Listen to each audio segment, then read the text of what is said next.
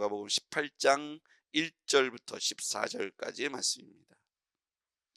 누가복음 18장 1절, 예수께서 그들에게 항상 기도하고 낙심하지 말아야 할 것을 비유로 말씀하여 이르시되, 어떤 도시에 하나님을 두려워하지 않고 사람을 무시하는 한 재판장이 있는데, 그 도시에 한 과부가 있어 자주 그에게 가서 내 원수에 대한 나의 원한을 풀어주소서 하되, 그가 얼마 동안 듣지 아니하다가 후에 속으로 생각하되, 내가 하나님을 두려워하지 않고 사람을 무시하나 이 과부가 나를 번거롭게 하니 내가 그 원한을 풀어주리라. 그렇지 않으면 늘 와서 나를 괴롭게 하리라 하였느니라. 주께서 또 이르시되, 불의한 재판관이 나라는 것을 들으라. 하물며 하나님께서 그 밤낮 부르짖는 택하신 자들의 원한을 풀어주지 아니하시겠느냐? 그들에게 오래 참으시겠느냐? 내가 너희에게 이르노니 속히 그 원한을 풀어주시리라. 그러나 인자가 올 때에 세상에서 믿음을 보겠느냐 하시니라. 또 자기를 의롭다고 믿고 다른 사람을 멸시하는 자들에게 이 비유로 말씀하시되, 두 사람이 기도하러 성전에 올라가니 하나는 바리새인이요 하나는 세리라. 바리새인은 서서 따로 기도하여 이르되, 하나님이여, 나는 다른 사람들 곧 토색, 불의, 간음을 하는 자들과 같지 아니하고 이 세리와 같지 아니함을 감사하나이다. 나는 일에 2번씩 금식하고 또 소득의 11조를 드리나이다 하고, 세리는 멀리 서서 감히 눈을 들어 하늘을 쳐다보지도 못하고 다만 가슴을 치며 이르되, 하나님이여, 불쌍히 여기소서, 나는 죄인이로소이다 하였느니라. 내가 너희에게 이르노니 이에 저 바리새인이 아니고 이 사람이 의롭다 하심을 받고 그의 집으로 내려갔느니라. 무릇 자기를 높이는 자는 낮아지고 자기를 낮추는 자는 높아지리라 하시니라. 아멘. 할렐루야. 네. 오늘 1절에 오늘의 주제가 나와 있죠. 예수께서 그들에게 항상 기도하고 낙심하지 말아야 할 것을 비유로 말씀하시되, 아, 그렇구나. 기도할 때 항상 기도해야 되고, 두 번째, 낙심하지 말고 기도해야겠구나. 첫 번째, 항상 기도하라는 말씀을 우리가 할 때 뒤에 보면 어떤 도시에, 2절에 보니까 하나님을 두려워하지 않고 사람을 무시하는 재판장이 있는데, 항상 기도한다는 것은 하나님을 두려워하는 사람들이 항상 기도할 수 있더라고요. 오늘 불의한 재판관은 하나님을 두려워하지 않고 사람을 무시합니다. 항상 기도할 수 있는 사람은 하나님을 두려워하는 사람, 다른 표현으로 하면 경외하는 사람이죠. 하나님을 경외한다는 것은 하나님을 인정해야만 경외가 됩니다. 그렇죠?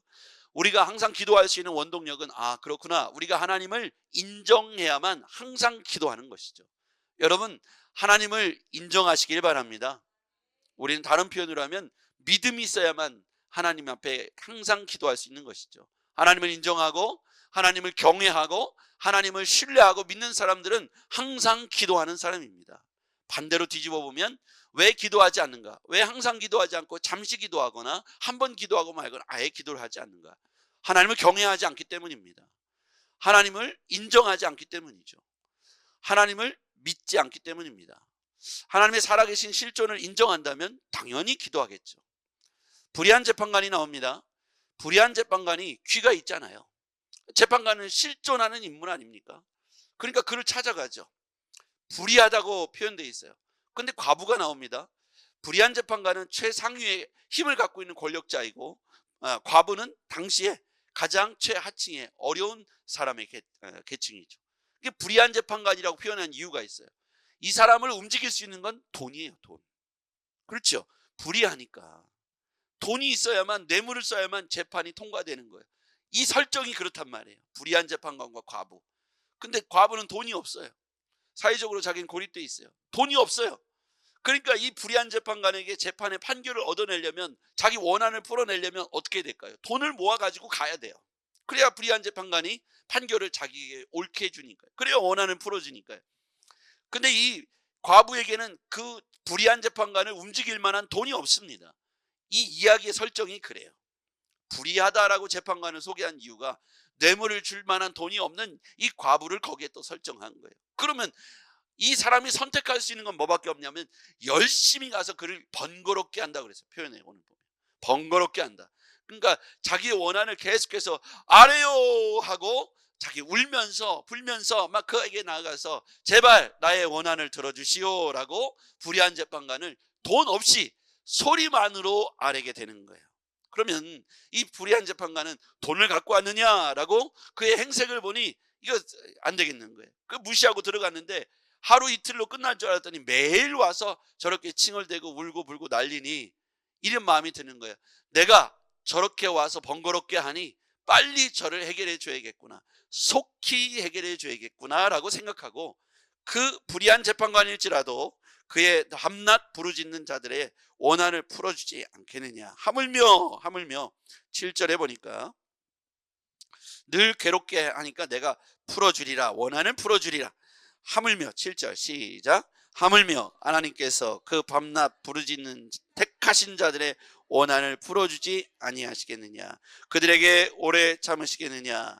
여기서 보면 택하신 자들이라고 표현되어 있어요. 그게 우리라는 거예요. 하나님께서 우리의 원한을 풀어주시는 시점이 언제냐면 밤낮 부르짖는 택한 자들이라는 거예요.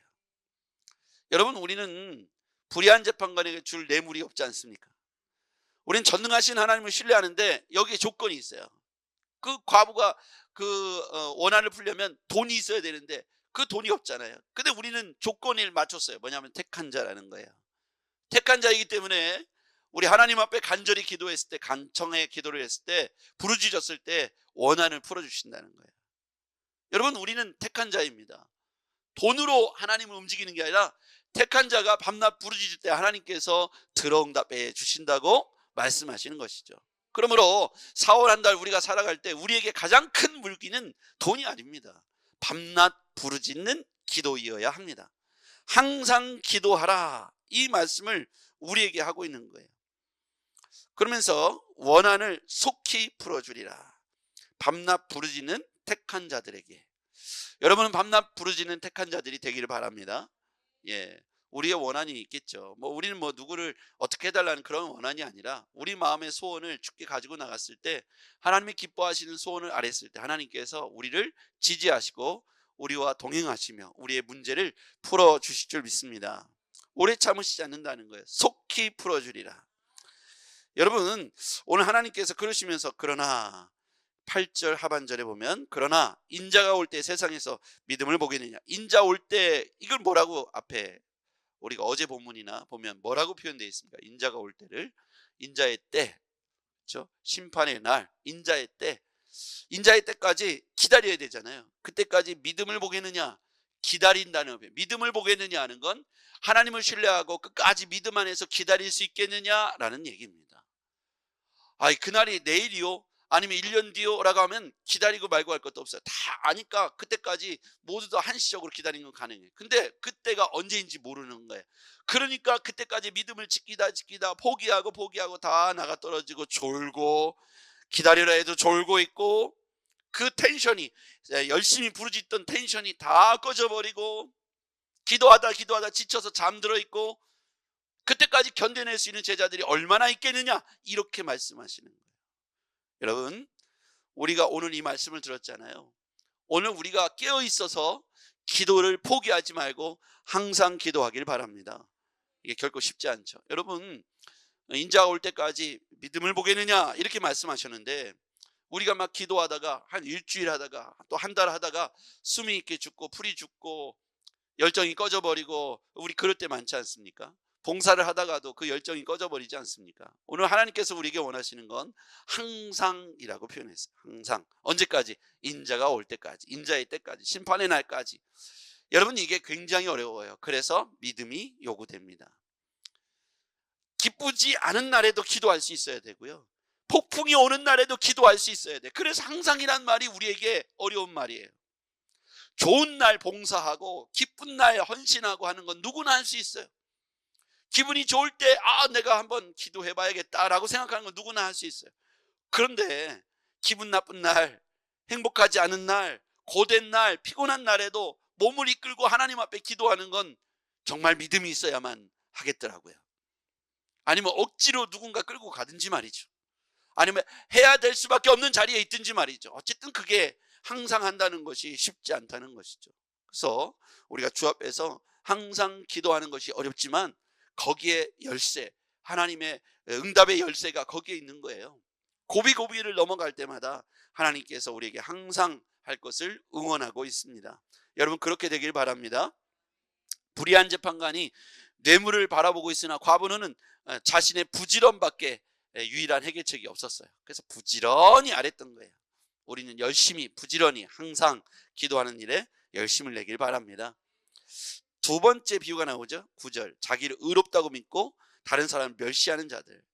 저는 그래서 지난주 설교 말씀과 연결해서 시선에 대해서 생각해 봤어요. 바리새인은 자기가 주인이에요. 나는 의롭다는 거예요. 자기의 시선에서 자기를 바라보는 거예요. 나는 얼마나 의로운 사람인가. 11절, 바리새인은 서서 따로 기도하여 이르되 나는 하나님이여, 나는 다른 사람들 곧 토색 불이 가늠하는 저들과 같지 않고 세리와 같지 아니함을 감사하나이다.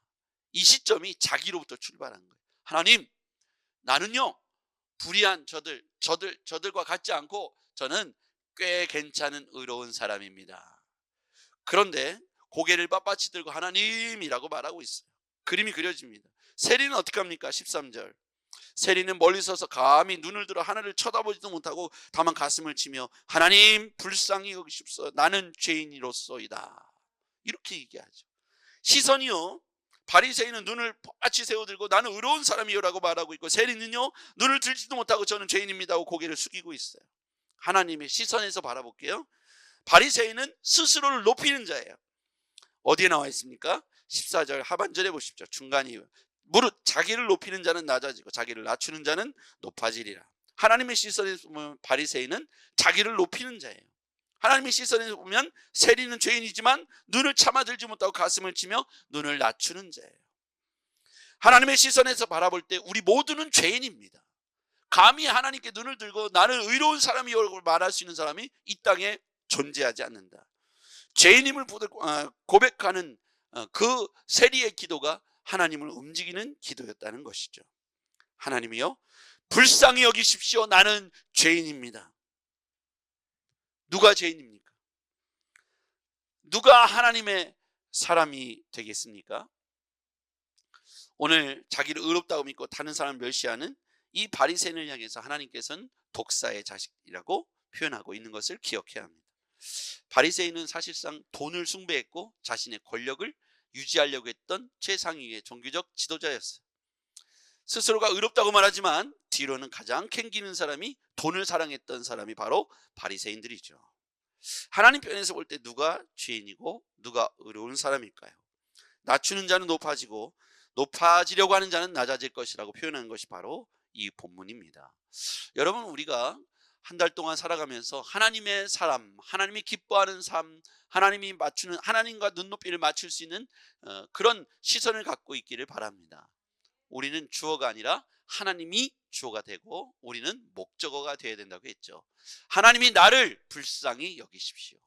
하나님이 주어가 되고 나는 목적어가 되면 하나님이 나를 동행하시고 나를 지켜주시며 나를 도우시게 될 것입니다.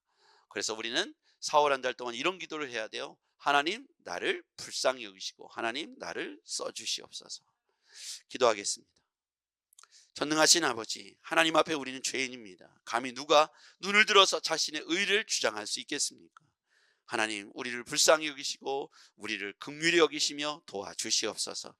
예수님의 이름으로 기도했습니다. 아멘.